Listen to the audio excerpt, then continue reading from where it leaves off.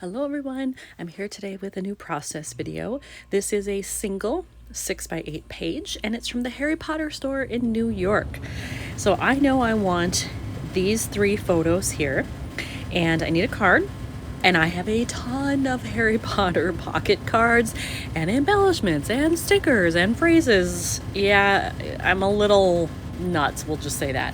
So I have all of that. So I am not worried at all that I will find stuff to go with this. I just need to figure out which card I want. That will probably help me determine what kind of embellishing I want to do. I do have some dead space here with just this railing. I don't really need that. So if I could find something maybe that would cover it up. I do also have space up here. I don't think I want both. It'll be one or the other, pretty sure. There's also dead space here along this railing, although the railing's kind of cool. Hopefully you can see that detail in there. But again, some dead space towards the ceiling. So maybe if I could work them opposite, that would work well. And then if I have stuff happening here, I doubt I would do anything on each card. So one of them likely will be blank. And then will I embellish the card with anything? Who knows? We'll see. All right, I have pulled out a bunch of miscellaneous memorabilia, embellishment type stuff for Harry Potter here. And then I also have a bunch of cards, so I'm going to start looking through all this. Probably cards first, and then this. So I have my cards narrowed down to 2 choices. I have this one, which I absolutely love because it fits the whole light and the darkness type theme of Harry Potter, and so I just love it. It says Lumos, that's cool. My only concern here is it's very dark. That black background, yes, there's black in here, but then it really kind of sucks the lightness out of these. So I'm not sure. I do like that there's a little bit of yellow here, and I've kind of got a yellowy tan tint happening around. So I like that, so we'll see. And then I have this card, which this is from an old Kelly Perky set, which is Paper Person now. I believe that's where it's from. It has the same phrase, same design on both sides. It's black and white on this side, and then I realized when I turned it over, it's tan and white on this side, brown and white. I like them both. This really brings in the brown and cuts down on the black, which is cool. But then I kind of like the crispness of the black option here. So right now I'm thinking I'm going to go with this one on this side, but I don't know, maybe I'll end up switching. We'll see. For now, I'm going to keep it like this. And I don't know that I will need to do anything to that because I really like it just the way it is. So that means I'm looking at the other 3 pockets if I'm going to embellish. And so I will go into my stash and I'll look for that next.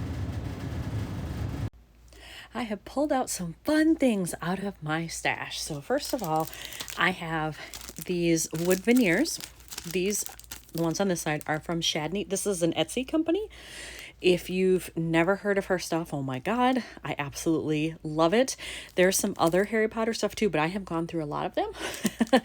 And I decided to kind of restrict myself. So there are just some small ones here. And then I had these thrown in. These are Tim Holtz phrases, but I thought they fit the Harry Potter theme and Light the Way especially. Now, ooh, I just realized if I used that Lumos card, that would be cool. Okay, I'm going to keep that reserve. We'll think about that. But I have all of these, and the wood tones there kind of work with what's happening, so that's good. Then I pulled out these, which are very sparkly, very ginormous, and quite 3-dimensional. So that's the only bummer with these, is it definitely will add some bulk. I'm kind of liking the castle. I was thinking maybe I could put it right there in the corner, and it has the brown tone with the tan here. It's got a little sparkle. Now this sort of bluish gray isn't really happening here, but it's minor. I think I could use that and totally get away with it. So I'm liking that one. The rest of these I'm not quite sure would go there. Obviously this is like way too big. I do like the Hedwig one, but I think I have a picture of a stuffed Hedwig coming that I was going to put in here, and so I might save it for that, or this one here. You know, I'm not sure. I also have a page I know I'm going to do about books, so I might save this for that. I'm not sure, but I have them. And then I remembered that I bought both of these sticker sheets when they came out. So this is from the Witches and Wizards 2 line from Echo Park. And then I also have one from the original Witches and Wizards line. So I have all of these. Look at those. All of these that I could also pull from for this page. It's almost too much choice, really, because I could do a ton. Look at this, the castle here. Would that be too big though?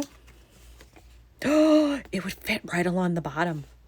Ooh, I don't know, guys. Lots of choices here. I'm gonna have to play around with some stuff and then I'll be back.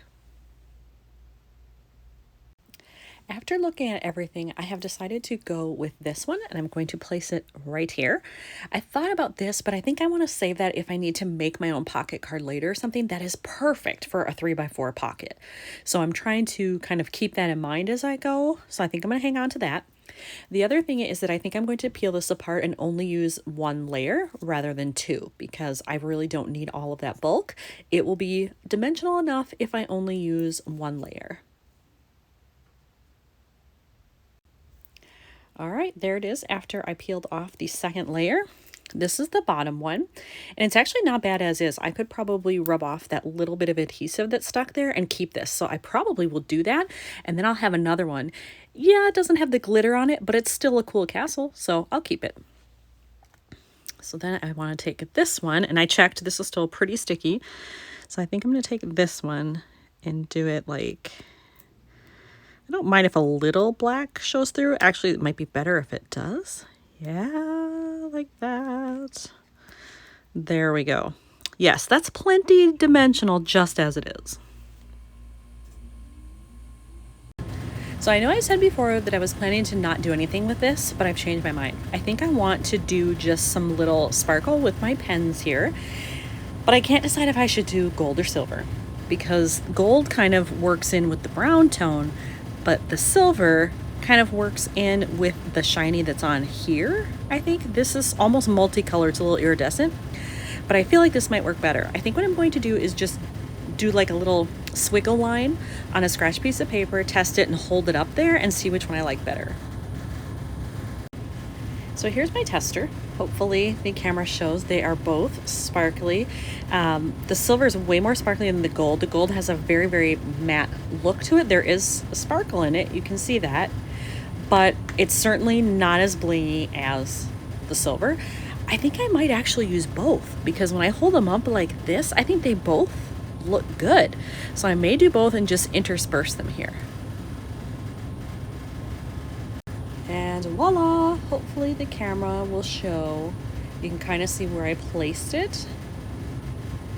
There we go, catch some sparkle there. I'm really happy with that. I think it just jumps out more having that little bit of bling and color on there than if it's just flat black and white. So I like that.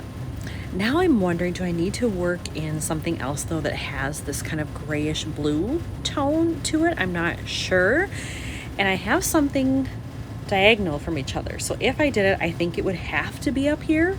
This has a lot going on in it already, especially because I've got the background, which is also here, but then I'm in it. This seems the best choice since I already have something on this one. So maybe something up here, just not exactly sure what that is.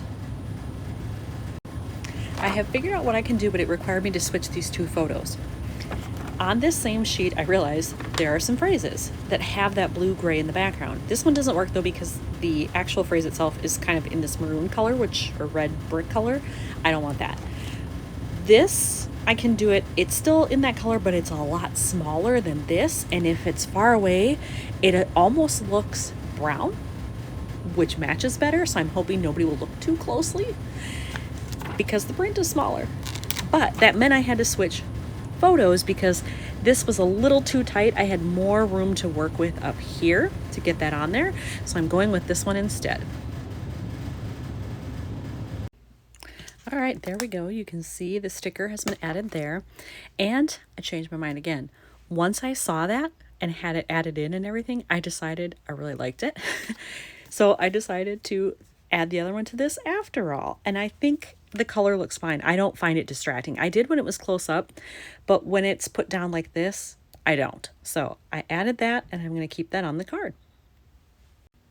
I made one more change. I decided to change these because I didn't like the two phrases being on both on the left side, one at the top, one at the bottom. It just looked like too linear, too stacked or something.